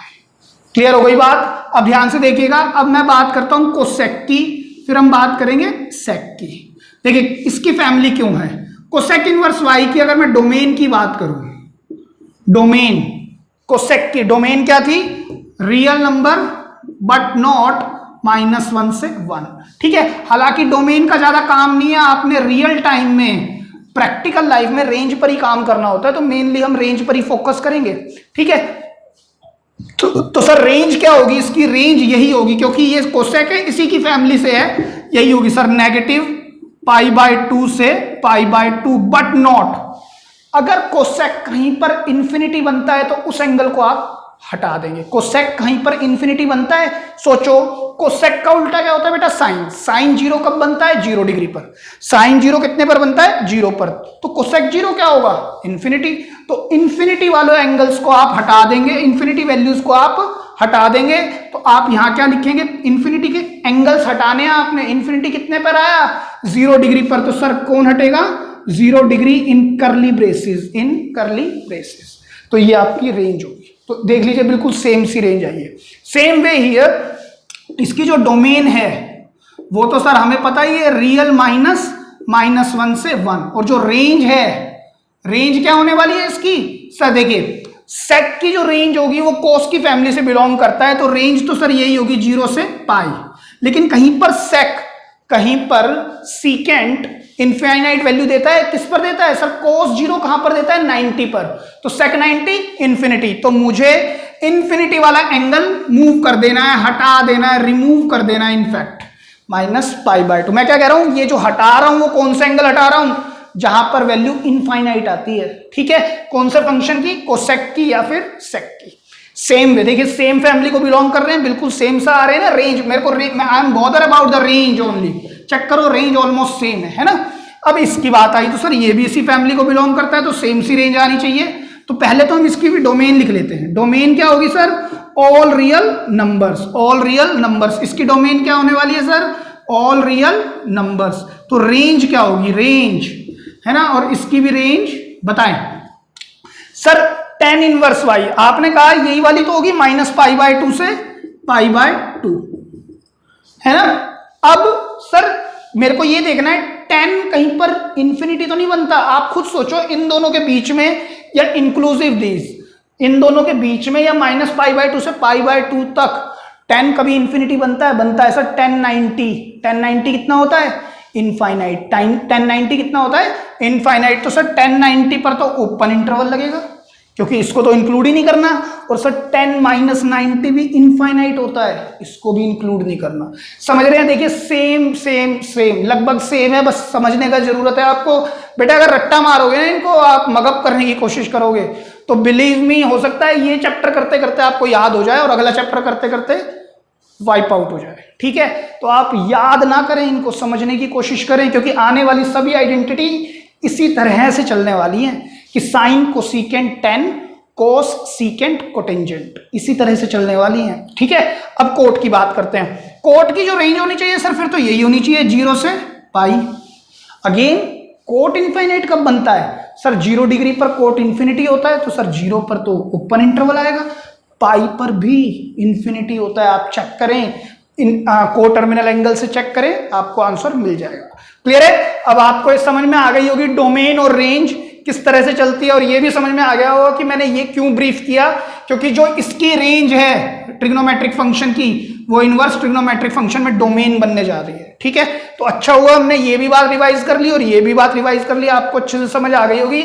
मैं इसको दोबारा बता देता हूं। इनवर्स ट्रिग्नोमेट्रिक फंक्शन में डोमेन और रेंज में 2 लाइनें चलती हैं, साइन की और कोस की। साइन को आप ऐसे ही याद रखें और कोस को याद रखें। फिर जब बात आएगी कोसिकेंट की, तो आपको याद रखना है साइन, कोसिकेंट और tan एक ही फैमिली को बिलोंग करते हैं, एक ही परिवार के सदस्य हैं। तो इसके अंदर वो -π/2 से π/2 आएगा, लेकिन ऐसा एंगल जहां पर वैल्यू इंफिनिटी आती है उसको हटा देना है। साइन 0 0, कोसिकेंट 0, इंफिनिटी 0 हटा दो। सेम वे tan में से tan π/2 इंफिनिटी हटाओ, tan -π/2 इंफिनिटी उसको भी हटाओ। इसी तरह से सीकेंट में π/2 इंफिनिटी देता है, क्योंकि cos π/2 0 होता है, cos 90 0, तो sec π/2 इंफिनिटी, तो उसको भी हटा दिया जाता है सेम में से। सेम वे कोट में पाई या 0 डिग्री, कोट 0 इंफिनिटी, तो उसको भी हटा दिया हमने, इंक्लूसिव नहीं लिया, एक्सक्लूसिव लिया है ओपन इंटरवल के साथ। उसी तरह से कोट पाई भी इंफिनिटी देता है, इसलिए हमने इसको भी इंक्लूसिव नहीं लिया है, एक्सक्लूसिव लिया है, ओपन इंटरवल लिया। क्लियर है? अब आप इसको लिख लें अच्छे से। तो बेटा अब बात करते हैं नेगेटिव एंगल्स पर। ध्यान से देखिएगा, आपने क्लास 11th में जब ट्रिग्नोमेट्रिक फंक्शंस पढ़े थे, ट्रिग्नोमेट्रिक फंक्शंस, उसमें आपने पढ़ा था sine of -θ negative sine theta, cosecant of minus theta minus cosecant theta, tangent of minus theta minus tan theta, लेकिन कोस ऑफ माइनस थीटा क्या दे देता था, कॉस थीटा, या सीकेंट ऑफ माइनस थीटा क्या देता था, सेक थीटा। ठीक है। ऑन द अदर हैंड अगर मैं लिख दूं टेन ऑफ माइनस थीटा तो क्या दे देता था, नेगेटिव टेन थीटा। बस इन दोनों में पॉजिटिव आता था ड्यू टू फोर्थ क्वाड्रेंट। मैंने आपको बताया भी था कि क्या हो रहा है राइट एंगल ट्राइंगल की वजह से, ये दोनों ही पॉजिटिव आते थे, बाकी सब नेगेटिव आते थे। क्लियर है इतनी बात है। अब आप बात समझने की कोशिश करें, साइन ऑफ माइनस थीटा तो सर ठीक है, negative angle in trigonometric function तो ठीक है, लेकिन अगर मैं बात करूं इनवर्स ट्रिग्नोमेट्रिक फंक्शन की, ठीक है, इनवर्स ट्रिग्नोमेट्रिक फंक्शन में साइन इनवर्स माइनस थीटा किसके इक्वल होगा, तो मैंने कहा let suppose it is equal to x. Let कर लिया बेटा मैंने, ये किसके इक्वल ले लिया मैंने, लेट। या फिर मैं एक काम करता हूं यहां पर, तो इसको क्वेश्चन की तरह से लिख देते हैं, ये किसके इक्वल होगा। ठीक है। अब let x is equal to sine inverse negative time theta. Clear हो गई बात। मैंने लेट कर लिया कि ये जो एंगल होगा ये x वैल्यू के इक्वल होगा। अब आप जानते हैं अगर मैं साइन इनवर्स को इधर ले आऊं तो ये क्या हो जाएगा, sine x equal to negative theta. भाई जब मैं इसको इधर ले जाके इनवर्स लिख सकता हूं तो इसको इधर लाके साइन भी लिख सकता हूं। अच्छा एक बात आप याद रखेंगे, साइन का जब ये इधर जाएगा तो ये जितनी भी बड़ी वैल्यू इधर कितनी भी बड़ी वैल्यू हो वो पूरी की पूरी एंगल में आ जाती है। जब साइन उठ के उधर जाता है, यानी इनवर्स फंक्शन लिखता हूं तो साइन उठ के उधर जाता है, कहने का लहजा यही है कि साइन उठ के उधर जाएगा तो ये पूरा का पूरा ये साइड एंगल में चली जाती है। क्लियर है। अब आप एक बात और जानते हैं, अगर नेगेटिव को मैं इधर मूव कर दूं, theta is equal to negative sine x, तो सर नेगेटिव साइन एक्स को तो मैं ऐसे भी लिख सकता हूं, तो theta is equal to negative of sine of negative x भी लिख सकता हूं, क्योंकि ये तो 11th में हमने पढ़ा है, sine of minus x minus sine x. Clear है।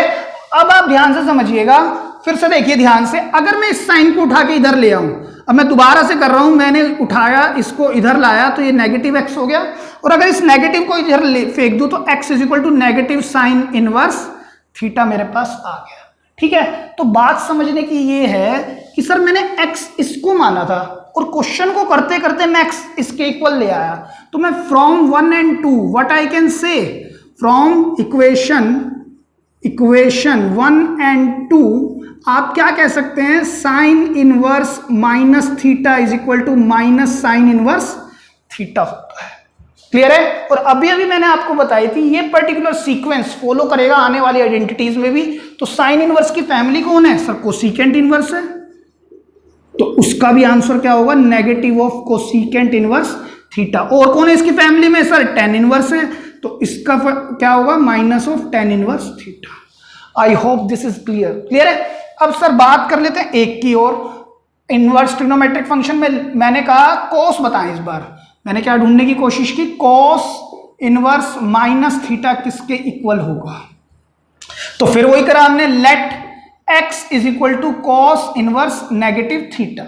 अगर मैं इस कॉस को इधर प्लेस करूं तो cos x is equal to negative theta, और नेगेटिव को इधर कर दूं तो theta is equal to negative of cos x। अब बेटा अगर मैंने जैसे यहां पर किया था, माइनस साइन एक्स को मैं ऐसे लिख पाया, लेकिन माइनस कोस एक्स को मैं ऐसे लिख दूं ना अंदर ले जाके कि theta is equal to cos of minus x, तो आप कहेंगे theta is equal to cos x. तो सर ये तो बात ही गलत हो गई, एक बार कह रहे हो थीटा नेगेटिव के इक्वल है, एक बार थीटा पॉजिटिव के, ये तो कुछ बात बनेगी, कुछ और सोचो यहां पर आके। तो ध्यान से समझिएगा। अब हम बात करेंगे जो आपने प्रिंसिपल जनरल सॉल्यूशंस पर हमने काम किया था, एक्सरसाइज 3.4 ऑफ क्लास 11th, बहुत इंपॉर्टेंट टॉपिक जिसमें हमने बात की थी पॉजिटिव और नेगेटिव एंगल्स कैसे लिए जाते हैं। ठीक है। अब ध्यान से देखिएगा हम इसको कैसे लिख सकते हैं। देखिए नेगेटिव लाना है, कोस एक्स मुझे नेगेटिव चाहिए, आप जानते हैं नेगेटिव या तो कोस यहां पर होता है या फिर नेगेटिव आपका कोस यहां होता है, दो जगह पर नेगेटिव होता है, सेकंड क्वाड्रेंट और थर्ड, यहां दोनों पर पॉजिटिव होता है। ठीक है। लेकिन हमें कोस इनवर्स निकालना है, और जो कोस इनवर्स की जो रेंज है वो कहां से कहां तक है, 0 से पाई। कोस इनवर्स की रेंज क्या है, 0 से पाई। 0 ये होता है, ये कितना है पाई, और ये कितना है पाई बाय 2। तो इसकी बात हम नहीं करेंगे क्योंकि ये पाई से बड़ा एंगल हो जाएगा, तो हम इसको वाइप आउट करते हैं। ये बात समझ में आई। मैं क्या कह रहा हूं, मैं इसको को टर्मिनल एंगल की तरह से लिखूंगा। मैं कैसे लिखने की कोशिश कर रहा हूं, जनरल सॉल्यूशन इसका कि या तो मैं पाई से यहां पर आ जाऊं तो नेगेटिव आ जाएगा, या पाई बाय 2 में कुछ ऐड कर दूं तो आ जाएगा, लेकिन पाई बाय 2 में कुछ ऐड करूं तो फंक्शन चेंज हो जाएगा, लेकिन मुझे फंक्शन कोस ही चाहिए तो मैं पाई माइनस करूंगा। तो मैं इसको कैसे लिख सकता हूं, theta of cos of pi minus x. आप चेक करो, आप इसको डायरेक्ट ये नहीं लिख सकते, ये लिख पाएंगे आप, जो मैंने लिखने की कोशिश की है। आप ध्यान से चेक करें, cos 180 माइनस थीटा कौन सा क्वाड्रेंट है सर, सेकंड क्वाड्रेंट। सेकंड में cos सर नेगेटिव, और 90 का even multiple function remain same, बिल्कुल ठीक लिखा है। अब मैं ये कह रहा हूं सर आप यहां भी तो ले सकते थे, पाई प्लस कर देते, लेकिन मैं पाई प्लस तो कर दूं, पाई प्लस करने पर एंगल पाई से बड़ा आएगा, लेकिन जो cos इनवर्स की जो रेंज है वो 0 से पाई तक है, इसलिए मैंने इस क्वाड्रेंट को रिमूव कर। बात समझ में आई नहीं आई, ठीक है। तो थीटा किसके इक्वल आ गया, cos of pi minus x. अब मेरी बात ध्यान से सुनिएगा, अगर मैं इस cos को, एक मिनट में इसको सही लिखता हूं, cos, ठीक है, अगर मैं इस cos को इधर फेंक दूं, cos inverse theta is equal to pi minus x, clear है। अब मैं x को तो इधर कर रहा हूं और cos इनवर्स को उधर कर रहा हूं, मतलब x इधर आ जाए, cos इनवर्स उधर चला जाए, तो x is equal to pi minus cos inverse theta. इसको मैंने सेकंड इक्वेशन बोला बेटा, और इसको मैंने फर्स्ट इक्वेशन बोला। अब आप चेक करो, x जो मैंने लेट किया था वो इसके इक्वल था, और x मैं यहां तक ले आया हूं, तो मैंने क्या लिखा, from equation 1 and 2 I can simply say cos inverse minus theta can be written as pi minus cos inverse theta. Again, sir इसकी फैमिली cos का उल्टा रेसिप्रोकल sec इनवर्स, तो क्या होगा, pi minus secant inverse theta, ठीक है। और कौन आएगा sir, cotangent, cotangent inverse minus theta will be equal to pi minus cotangent inverse theta. Hope this is clear. अब आप इन सबको लिख लें, और आपको मैंने बेटा डेरिवेशन भी बता दी है इन सब की, जिससे कि आपको कोई दिक्कत ना आए। आप खुद देखते जाएं कि ये पूरी पूरी फैमिली एक एक तरह से चलनी है, और आने वाली आइडेंटिटीज में भी यही होने वाला है, ठीक है। तो आप इनको अच्छे से लिख लीजिए। तो स्टूडेंट्स बात करते हैं एनसीईआरटी एक्सरसाइज 2.1 का क्वेश्चन नंबर 1, कहता है find the principal value of the following. इन सब की आपको क्या निकाल के लानी है, प्रिंसिपल वैल्यू। प्रिंसिपल वैल्यू का मतलब ये हुआ ऐसी वैल्यू जिनकी वजह से ये फंक्शन ही रहे, मतलब ये रेंज में ही लाई करें। अगर रेंज से बाहर हो गए तब तो सर ये फंक्शन ही नहीं रहेंगे, फिर ये क्या रह जाएंगे, रिलेशन। मतलब क्या हुआ बेटा, प्रिंसिपल वैल्यू निकालनी है, मतलब रेंज में निकाल के लाने आंसर्स को।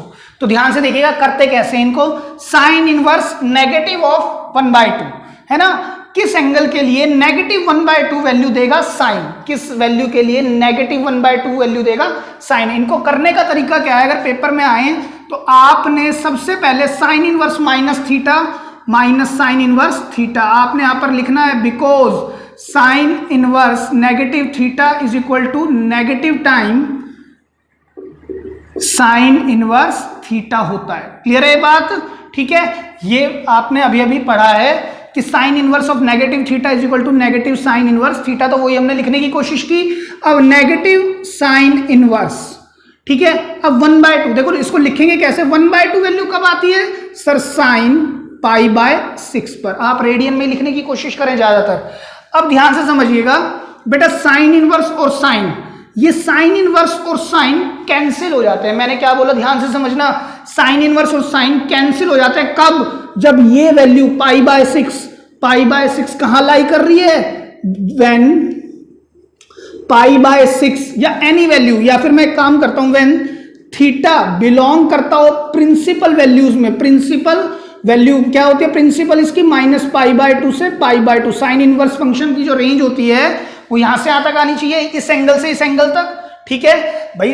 थीटा बिलोंग किसको करना चाहिए, यहां से यहां तक। अगर ये जो एंगल है थीटा है, साइन थीटा, साइन इनवर्स के लिए पूरा थीटा है, अगर इसकी वैल्यू 1/2 इसके बीच में लाई करती है, माइनस पाई बाय 2 से पाई बाय 2, 1/2 को मैं साइन पाई बाय 6 लिख सकता हूं रेडियन में। अगर पाई बाय 6, अगर थीटा इन दो एंगल्स के बीच में लाई करता है, तो मैं साइन इनवर्स और साइन को बोल देता हूं कैंसिल आउट, तो आंसर क्या बचता है, नेगेटिव पाई बाय 6।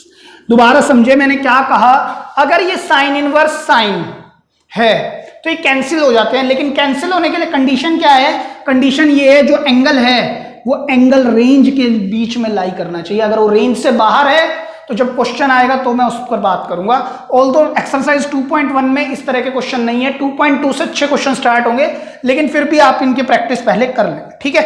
आगे बात करते हैं सेकंड क्वेश्चन की। तो आंसर आ गया -π/6 इस वाले का। तो सेकंड का cos inverse √3/2, again cos inverse किस एंगल के लिए √3/2 वैल्यू देगा? cos, तो cos inverse √3/2 cos of 30 degree, π/6 पर देता है ना सर ये, π/6।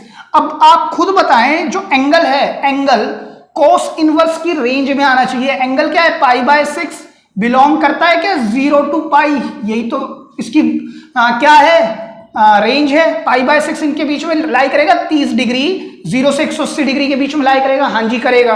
तो अब ये दोनों gets cancelled out directly, π/6 is the answer. Clear हो गई? थर्ड देखते हैं, कोसेकेंट इनवर्स 2।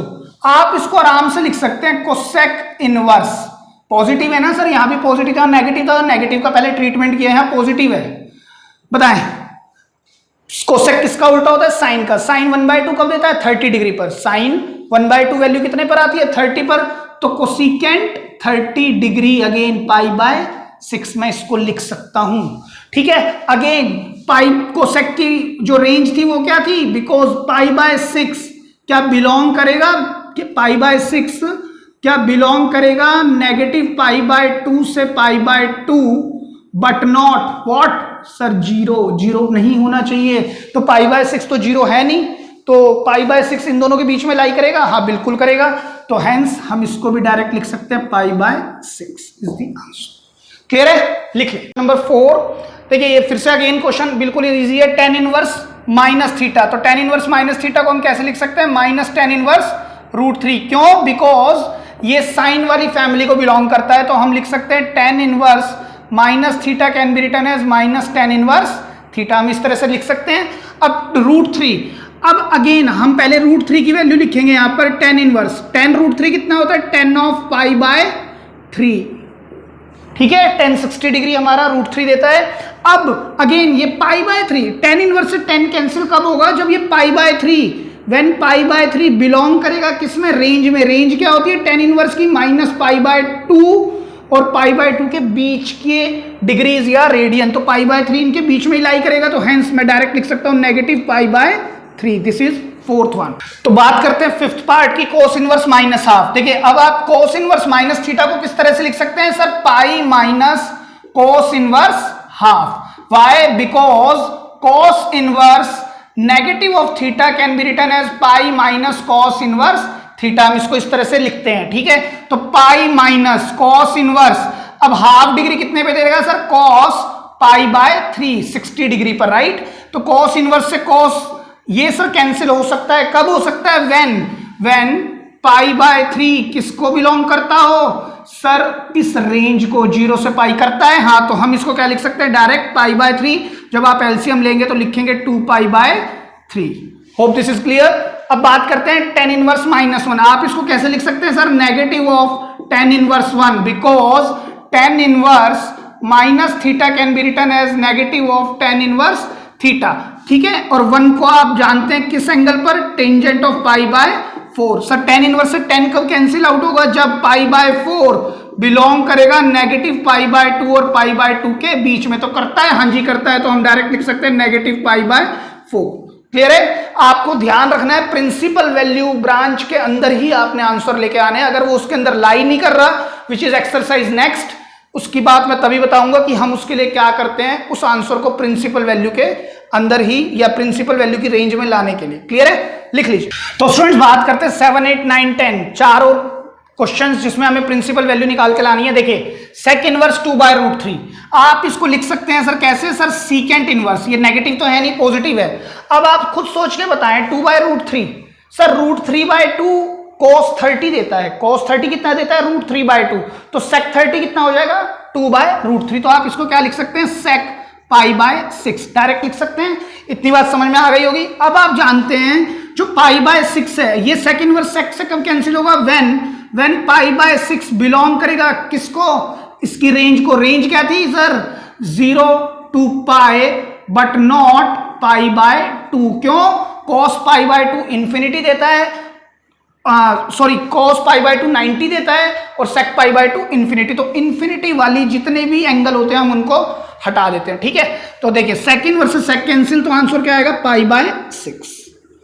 क्लियर है। तो स्टूडेंट बात करते हैं कोट इनवर्स रूट 3। तो सर ये तो बिल्कुल इजी है, पॉजिटिव है, तो आप जानते हैं रूट 3 कितने पर आता है, cot 30, cot 30 meaning pi by 6। अब कोट इनवर्स से कोट कैंसिल कब होगा, जब ये पाई बाय 6 रेंज में काम करेगा, पाई बाय 6। अब कोट की रेंज क्या होती है सर, ओपन इंटरवल 0 to पाई, ठीक है, बिटवीन 0 एंड पाई। तो पाई बाय 6 लाई करेगा, हाँ जी करेगा, तो आंसर क्या लिखेंगे आप, डायरेक्ट पाई बाय 6। क्लियर है। अब बात करते हैं 9th सवाल की, कोस इनवर्स नेगेटिव थीटा। आप नेगेटिव को हटाने के लिए कैसे लिखेंगे, pi minus cos inverse 1/2, because cos inverse minus theta can be written as pi minus cos inverse theta. तो pi minus cos inverse half कितने पर आएगा, √2 है, सॉरी 1/√2 है ये, ठीक है। तो √2 1/√2 कितने में देता है, cos 45, cos पाई बाय 4। तो क्या सर ये कैंसिल होगा, बिल्कुल होगा, क्यों होगा, क्योंकि पाई बाय 4 क्या बिलोंग करता है cos की रेंज में, cos की रेंज होती है 0 to पाई, सर बिल्कुल बिलोंग करता है। तो पाई by 4, hence the answer is 3 pi by 4। Clear है। अच्छा बात करते हैं लास्ट 10th पर, कोसेकेंट इनवर्स नेगेटिव ऑफ √2। आप जानते हैं कोसेक किसकी फैमिली को बिलोंग करता है, साइन की। तो हम कोसेक इनवर्स माइनस थीटा को कैसे लिख सकते हैं, माइनस कोसेकेंट इनवर्स √2, ठीक है। कोसेक किसका उल्टा होता है, साइन का। साइन 45 होता है 1/√2, तो कोसेक 45 क्या होगा, 1 ओनली √2। तो मैं इसको लिख सकता हूं minus cosecant inverse cosec pi by 4, ऐसे मैं लिख सकता हूं। तो क्या सर ये कैंसिल हो जाएंगे, ये कैंसिल कब होंगे, व्हेन पाई बाय 4 बिलोंग करेगा प्रिंसिपल रेंज। प्रिंसिपल रेंज क्या होती है sir, minus pi by 2 to pi by 2, but not what, जब कोसेक इनफाइनाइट बनाता है। इनफाइनाइट कब बनाएगा, जब साइन 0 कोसेक 0 इंफिनिटी, जब 0 को हटा देंगे हम। तो पाई बाय 4 बिलोंग करेगा, इसको बिल्कुल करेगा, तो आंसर क्या होगा, negative times pi by 4। Hope this is clear, लिख लीजिए।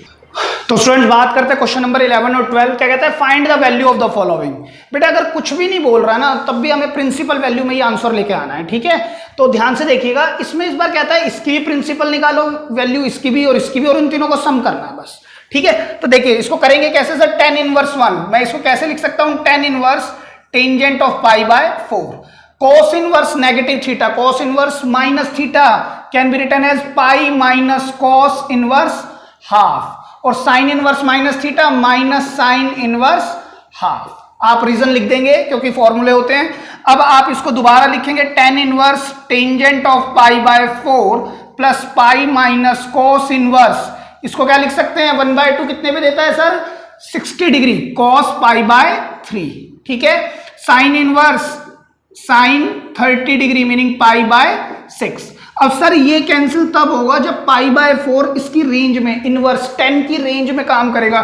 tan इनवर्स की रेंज क्या है, देखिए मैं यहां लिख देता हूं, रेंज इसकी है माइनस पाई बाय 2 से पाई बाय 2। तो सर ये इसमें काम करेगा, तो आंसर आ जाएगा पाई बाय 4 प्लस, अब ये वाला पाई मैंने लिया, cos इनवर्स से cos कब कैंसिल होगा, जब पाई बाय 3 बिलोंग करेगा इस cos इनवर्स की रेंज को, विच इज 0 to पाई। तो सर काम कर रहा है, पाई बाय 3 इसी के अंदर आएगा, तो हम पाई बाय 3 डायरेक्ट लिख सकते हैं। अगेन साइन इनवर्स से साइन कब कैंसिल आउट होगा, जब पाई बाय 6 लाई करेगा किसमें, नेगेटिव पाई बाय 2 से पाई बाय 2 की रेंज में। तो sir negative pi by 6। LCM ले लें, कितना आएगा सर 12 एलसीएम आएगा, चेक करो, 4 3 जा 3 pi plus 12 pi minus 4 pi minus 2 पाई, ठीक है। 12 और 3 15 माइनस 6 कितना होगा, 9 पाई बाय 12। तो 3 3 जा और 3 4 जा, which is equal to 3 pi by 4 is the answer.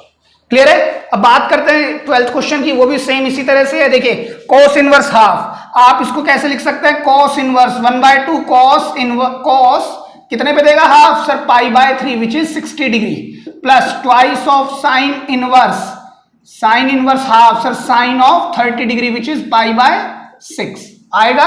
अब सर cos की रेंज क्या होती है, 0 to पाई, और साइन की रेंज क्या होती है सर, नेगेटिव पाई बाय 2 से पाई बाय 2। क्लियर है? तो सर ये पाई बाय 3 इसमें लाई कर रहा है तो डायरेक्ट लिखेंगे पाई by 3 plus 2 times pi by 6 इसमें लाई कर रहा है सर, कर रहा है इनटू में पाई बाय 6, 2 3 जा 6 पाई बाय 3 और pi by 3 2 pi by 3 is the answer. I hope this is clear, लिख लीजिए। तो स्टूडेंट्स बात करते हैं लास्ट 2 क्वेश्चंस ऑफ एक्सरसाइज 2.1। देखिए इसमें भी बोलता है if sine inverse x is equal to y then y is equal to, आप बहुत आसान सवाल है, आप खुद सोच के बताओ। अगर y इज इक्वल टू, अगर मैं यहां लिखता हूं if y is equal to sine inverse x, तो ये पूरा का पूरा क्वेश्चन y में दिया हुआ, राइट? जो ऑप्शन दिया हुआ y में दिया हुआ, तो आप बताओ y क्या होना चाहिए सर? y क्या निकल के आना चाहिए? y क्या देगा? रेंज देगा। y बिलोंग करेगा नेगेटिव पाई बाय 2 से पाई बाय 2 पर। तो इसमें है कोई आंसर? चेक करके बताओ मेरे को। देखिए इसमें कोई ऐसा आंसर है? Closed interval sir, option B. Check करो, क्लियर है? ठीक है, इसको मैं लिख सकता हूं ना, ये क्लोज्ड इंटरवल है, y is greater than equal to negative pi by 2 but smaller than equal to pi by 2। मैं इसको इस तरह से भी लिख सकता हूं और इस तरह से भी लिख सकता हूं। There are 2 ways to write it down like this. ठीक है, सिंपल रेंज पूछ रहा है और कुछ नहीं पूछा, आप चेक कर सकते हैं। ठीक है, अगेन क्वेश्चन नंबर 14 का सॉल्यूशन देखते हैं। अगेन कहता है tan इनवर्स रूट 3, तो tan inverse tangent of root 3 को मैं क्या लिख सकता हूं सर? 60 डिग्री। 60 डिग्री का मतलब पाई बाय 3 माइनस, अच्छा सेक इनवर्स -2। सेक इनवर्स, सेक किसको बिलोंग करता है? कॉस की फैमिली को। तो सर सेक को हम खोलने के लिए क्या करेंगे? पाई माइनस सीकेंट इनवर्स 2। क्लियर है? ये क्या हुआ सर? चलिए मैं इसको एक बार और लिख लेता हूं, tan inverse tangent of pi by 3 minus pi plus secant inverse. अब 2 की बारी है। अब आप मेरे को बताएं कोस की वैल्यू 2 का उल्टा 1/2 कब देता है? cos 1/2 sir, cos 60 degree. तो sec 60 कितना देने वाला है? 2, तो sec पाई बाय 3 आप लिख सकते हैं, डायरेक्ट सोच सकते हैं। अब 10 की रेंज क्या होती है सर? नेगेटिव पाई बाय 2 से पाई बाय 2। क्या लाई करेगा? हाँ जी करेगा, तो मैं डायरेक्ट लिख सकता हूं इसको पाई बाय 3। अब ये नेगेटिव पाई। sec की रेंज क्या होती है सर? sec की रेंज होती है 0 to pi but not pi by 2। क्यों? cos 90 0 और sec 90 इनफाइनाइट, तो मुझे इनफाइनाइट पर आने वाले एंगल हटाने होते हैं। तो पाई बाय 2 तो ये है नहीं, अगर ये पाई बाय 2 होता तो मैं इसको डायरेक्ट पाई बाय 2 नहीं लिख सकता था, लेकिन क्योंकि ये पाई बाय 3 है जो कि इस रेंज में बिलोंग करेगा, तो मैं इसको पाई बाय 3 लिख सकता हूं। अब आप जानते हैं पाई बाय 3 और pi by 3, 2 pi by 3 minus pi, when you take an LCM तो कितना आएगा? Negative pi by 3। तो कोई ऑप्शन है? हाँ जी है, ऑप्शन बी। तो this is all about exercise 2.1 as well as मैंने इसका सारा इंट्रोडक्शन भी आपसे डिस्कस किया। बेटा ध्यान से इस चैप्टर को करना स्टार्ट करें, रीजन बीइंग जैसा मैंने बताया it's a base of the upcoming chapters of calculus, और इसकी वेटेज ऑल दो 4 या 5 मार्क्स की आपके बोर्ड्स में, लेकिन ये बहुत इंपॉर्टेंट चैप्टर है for your upcoming chapters again. So by saying this, thank you so much and keep on watching all my videos.